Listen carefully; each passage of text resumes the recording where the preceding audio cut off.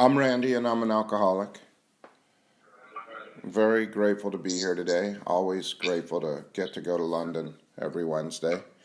And the reason that I'm here is because two reasons. One is because I'm alcoholic, which means that my body has become allergic to alcohol.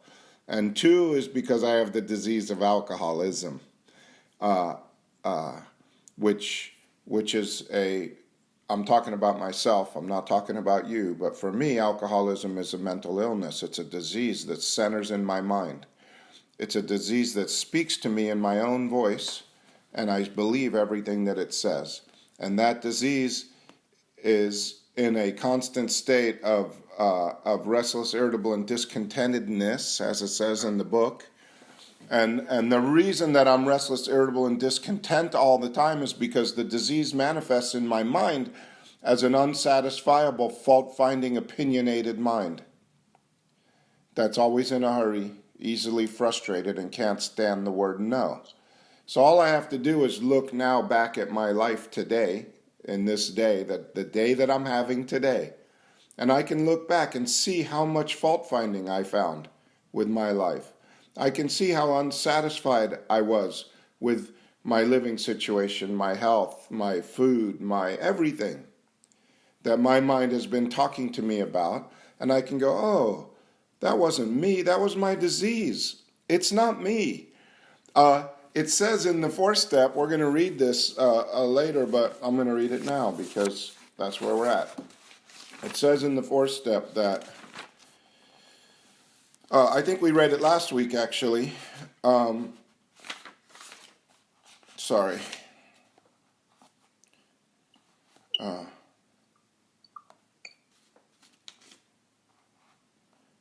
Being convinced that self, manifested in various ways, was what had defeated us.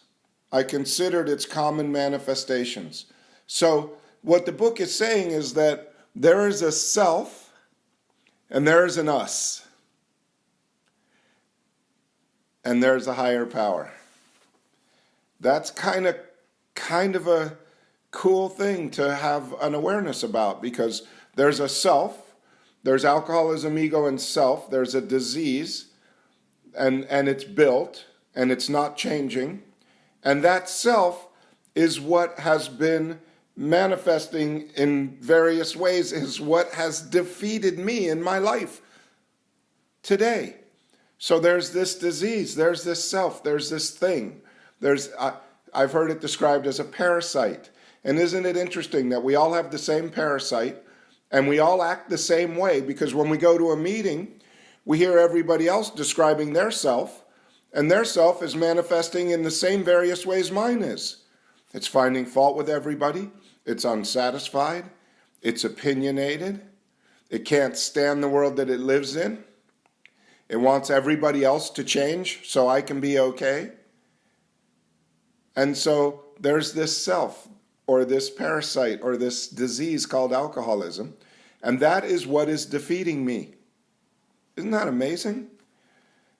So there's a me that does not have a disease. There is a me that doesn't have a disease, and that is the thing I think that turns, because I think that I have a disease called alcoholism, and then I have a higher power, and then there's something, the me, that something turns from. Sometimes it's completely driven by self, and sometimes it's intuitively guided by a higher power. And so there's really three things. I don't know what they are. In the Bible, they say there's the Father, the Son, and the Holy Ghost. So I don't know what any of that means, and I'm not a Bible person. I hope you didn't just check out and say this is going in a weird direction. But that's what I would do. Somebody started saying the Father, Son, and the Holy Ghost. I left the room. My body was sitting there, but I left the room and started having opinions and fault finding, and I didn't want to hear another word that was said, because that's not my thing. That might be your thing. But there is something that turns, and so we're going through this page on the 4-step. I don't know if any of you still have it or if you remember getting it or if you ever looked at it, but on the front half of the page, so the 4-step says that, well, let me just say this real quick before I talk about the 4-step. I have a disease called alcoholism. It needs a treatment in the day that I'm in. My whole condition is based on my maintenance of my spiritual condition. My whole outlook and attitude on life today is contingent on the maintenance of my spiritual condition. So I have this disease. I have to acknowledge that I have the disease and how it acts in my life. If I think I'm here to just not drink, and just not drinking is the name of the game, it's going to be a very painful day, because in truth, the drinking was the medicine that I took every day to be okay in the day that I was in. So now I'm going to come to AA and they're going to teach me how to not take the medicine anymore? That would be insane. The medicine was what made it okay for me to live in the day that I was in. And now they say, oh, you can never drink successfully again. Well, I can't live successfully without alcohol either, so I'm in a very tight bind. And just going to meetings doesn't make that okay. There's a program of recovery, and it's 12 steps, and they're laid out in a logical order form. And I go from one. When I have the principles of one in my life, then I can add the principles of two to one, because one needs two. Two needs one. You can't have step 2 without step 1. So step 1 is I can never ever drink alcohol again. That's the first principle. If I drink alcohol, I can't have recovery. That's just basic. But the second half of step 1 is that my life has become unmanageable by me, my life. Now, when I'm newly sober, I look at my life as, being able to tie my shoes, take a shower, work. That's what I think is my life. But that's not the life that's become unmanageable. The life that's unmanageable by me is my thought life, my inner life, what goes on in my mind, how I talk to myself. I cannot control that. And at the end of the first step, it says, when I stand ready to do anything which will lift my merciless obsession. If you're new and your merciless obsession is to drink alcohol today, I understand that, and you're going to have to ask a higher power to help you with that. But if you're not new and you're still mercilessly obsessed, like I am, to be self-satisfied. I want to get the right Christmas gifts. I want to have the right person on Christmas to spend with. I want to be in the right place on Christmas with the right gifts and the right person. I want to have the right dinner and it has to work out perfectly. And I want to, and blah, blah, blah. It just goes on and on and on, what my mind needs to be okay. And even when I get exactly what I want, it says, that's good, everything's going good, but we need this now to make it right. And it adds more stuff, and it always makes it impossible for me to be okay in the minute I'm in. And so when I stand ready to do anything which will lift that merciless obsession, I get to walk into step 2. And I get to start right now coming to believe that there's a power, that power is greater than me, and that power is the power that's going to restore me to sanity. I do not restore me to sanity. I do not figure out how to manage my thoughts.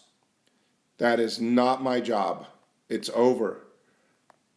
I have lost the job of restoring me to sanity. All that self-talking mind that goes on in the background, that's me trying to figure out the right answers to everything so that I can be restored to sanity. Because if I think if I get the right answers, then I'll be okay. And so I talk to myself about everything incessantly. And that's the disease. That's me trying to restore me to sanity. And the second step says, no, you don't get to do it. You're done. That job's over. We're going to let a higher power do it now. So put your attention on the higher power instead of on self. And the us that's always been defeated might have a chance in the day that I'm in. So I start practicing that right now in this moment. God, could you be with me? Could you help me? Could you help me right now? Could you help me hear what's being said? Could you help me be in this meeting? And I always say this, but it's not because what I'm saying is important, because it's not. What's important is that I'm in the meeting and that I'm rightly relating myself to my higher power.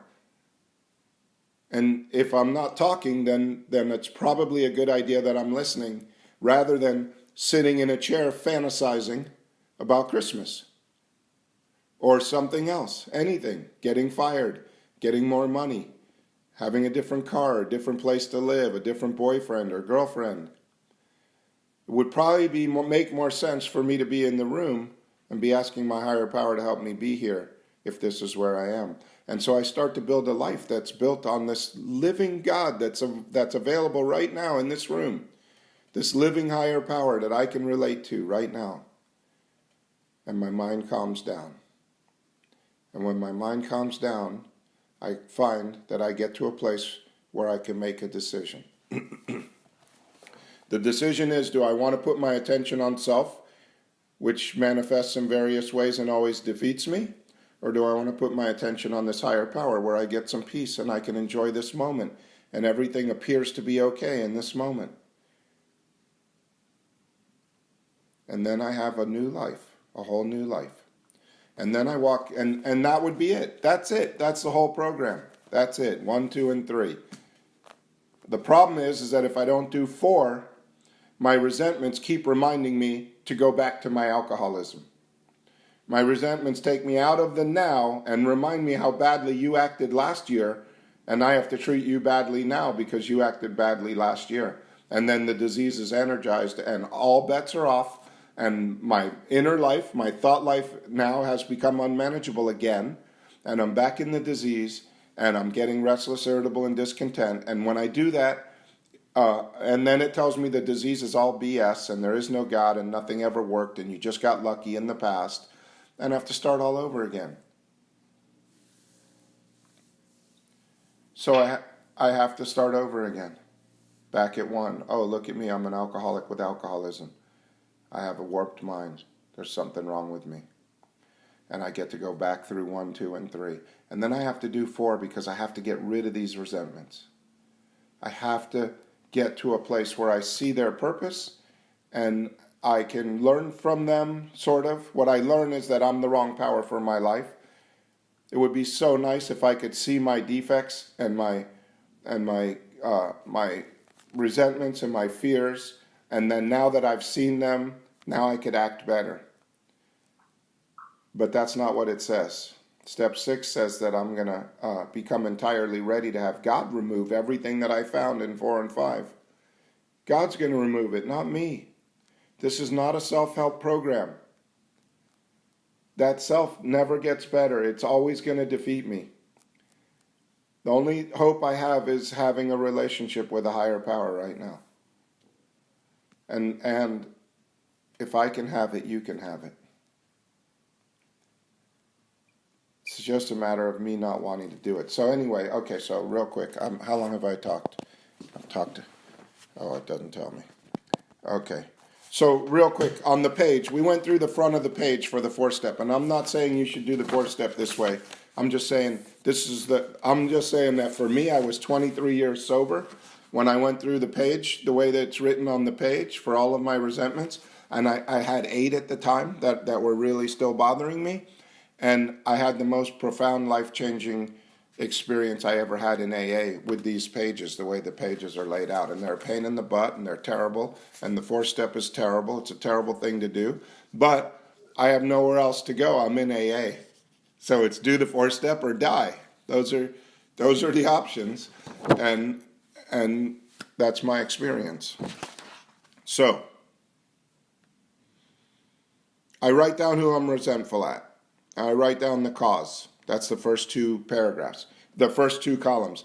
The third column, it asks how it affects my self-esteem, my pride, my ambition, my security, my personal relations, my sex relations, and my pocketbook. And most people have a little checkbox and you just check those off, or you just write down the word self-esteem. And we kind of went through this before, right? With the front of the page. I don't need to go over that again, right? So then I write down how it affects my self-esteem, how it affects my pride, how it affects my ambition. Then I turn the page over and there's a realization. It says the realization is, sorry. The realization is,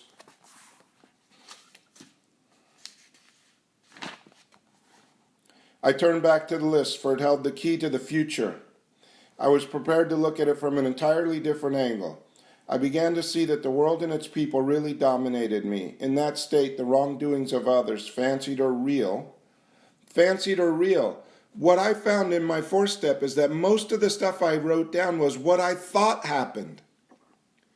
It wasn't necessarily what really happened. Most of it was fancied. Most of it was stuff that I've made up in my mind over the years. And when I go back to the person in step 9 and I try to make amends, I find that I didn't even see what happened. They have a whole different story. So I begin to see how the world and its people really dominated me. In that state, the wrongdoings of others, fancied or real, had power to actually kill. How could I escape? I saw that these resentments must be mastered, but how? I could not wish them away any more than alcohol. Then it says, this is my course. I realize, I'm going to have a realization. I realize that the people who wronged me were perhaps spiritually sick. That they were perhaps spiritually sick when they wronged me. Though I did not like their symptoms and the way they disturbed me, they, like I, were sick too. So now I start in the realization, I see, how have I done the thing that I resent the person for? How have I done that to them or someone else? And that is shocking. All of a sudden I start to see, my father yelled at me and put me down when I was a kid and made me feel stupid. And now I can see that I do the same thing to other people in my life. I yell at them and I put them down and I make them feel stupid. And I do it to my daughter sometimes because that's the only way I know. That's what I was taught. I'm spiritually sick as my father was, but I blame him because supposedly he's my father. He should have known better, but I don't know better. And all of a sudden I start to have this realization that the world is a lot like me. And it's shocking, and it's terrible, and it's devastating to see that, but it's also liberating. It's so freeing to start to see that, oh, other people are just sick like I am, exactly like I am. And in each resentment, one at a time, I go through them and I see my part. And I see, wow, look at me. All this time I've been blaming them for acting badly to me. And all this time I've been acting badly the same way. I'm sick like they are. Then I asked God to show them the same tolerance and pity and patience that I would cheerfully grant a sick friend or a newcomer, right? A newcomer says he beat his wife. I'm like, I'm sorry that you did that. Maybe you don't have to do that anymore. Maybe we could have a better way of life. But I don't throw him out of AA, and I don't tell him I won't sponsor him anymore. I tell him that that's not going to work going forward if you want to stay sober. But because it wasn't me that he beat, I can be loving and tolerant. When a person offends me, I say to myself, this is a sick man. How can I be helpful to him? God, save me from being angry. Thy will, not mine, be done. So that's the fourth step prayer. I avoid, this is a principle, this is a way of life. I avoid retaliation or argument. That is a way of life. How many times do you tell somebody something in their life and they retaliate or they argue with you about what you just said? And I do it too, and my wife does it. And I'm like, honey, you just need to hear what I'm saying. You don't need to defend yourself. There's no need to defend yourself. I just need to tell you how I feel, and you just need to hear it. And not defend yourself, because that just makes it worse. And I have to be the same way. When other people are talking, I have to just listen. I learn all this in the fourth step. Now I'm going to let you talk, and you get to say whatever you want. And if I don't agree with you, I pray to God, this is a sick person. How can I be helpful to them? God, save me from being angry. Thy will, not mine, be done. That is a way of life. That's a principle. That's a way to live in this day. Try not arguing with anybody about anything they say, just for one day. No arguments. Somebody says it's cloudy out and it's sunny out, you just say, yeah. Yeah, it's probably cloudy where you are. Where I am, the sun is shining, but I don't say that out loud. It's none of my business. If you see clouds, you see clouds. And I get to have this new way of life. So that's the realization. And then it says this. Okay, so I avoid retaliation or argument. I wouldn't treat sick people that way. If I do, I destroy my chance of being helpful. I cannot be helpful to all people, but at least God will show me how to take a kindly and tolerant view of each and every one. This is the best Christmas gift anybody could give you. And that you could give anybody at your Christmas party. Do not retaliate or argue.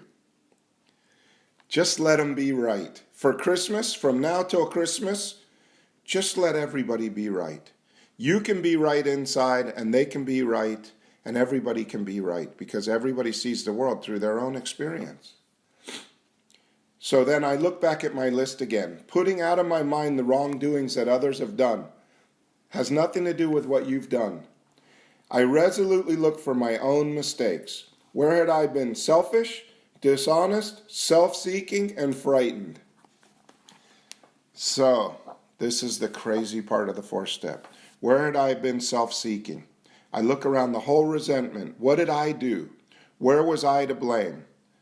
So, I had been talking about this guy that I was doing business with, and how I felt like he was cheating me in business. And I have to look back at the relationship and see how I was in the relationship. And how I was I didn't trust him. And I gossiped about him and his company behind his back. And I was always aggressive when I spoke to him because I always felt like he was going to take advantage of me. So I was preemptively aggressive. And I threatened him. Don't cheat me. Don't mess with me. And that's my behavior around this. So with my behavior, feeling like I'm going to be cheated and taking care of myself and gossiping about him and doing everything that I did, I made the situation worse. But I think it's okay for me to act badly because I felt like he was taking advantage of me. And so because I thought he was doing something wrong, I could do my wrong things and think that I could get away with it. And that's the self-seeking behavior around resentments. And then the selfishness is, what was I thinking while I was doing that bad behavior? And so what I was telling myself is that nobody takes advantage of me and gets away with it. And that's my selfish thought. And then it says dishonest. The dishonest. This is the delusions. These are the lies that I tell myself that I believe are true. So the lie that I was telling myself about this business gentleman was disrespecting him and talking bad about him would make me feel better about me. That was the lie that I told myself. That gossiping and treating him badly would make me feel like more of a man. Especially if he did cheat me. Then at least I talked bad about him the whole time.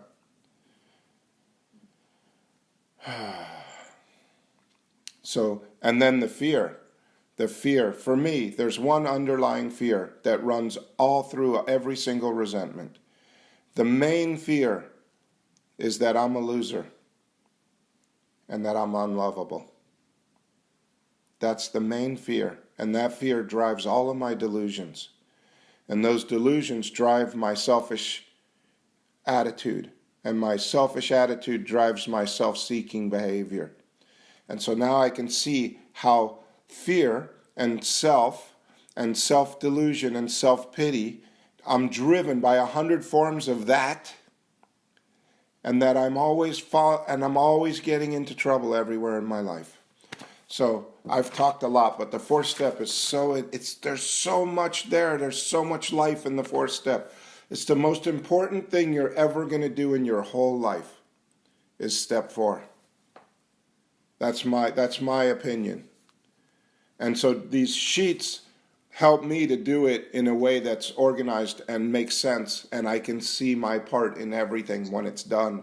And it's like spiritual surgery. There's no more lying to myself, no more delusions, No more delusions that if I treat people badly, they'll respect me. That's a delusion that I have. That if I punish you enough, you'll respect me. And so I have all these misguided delusions, these things that I believe are true that aren't, about how life works. And if I don't see what those are, I'm going to keep using them as tools. And I have to see the man that I am. That's what step 4 is about. It says in how it works, those who do not recover are people who cannot or will not completely give themselves to this simple program. Usually men and women who are constitutionally incapable of being honest with themselves. I, as an alcoholic with alcoholism, am constitutionally incapable.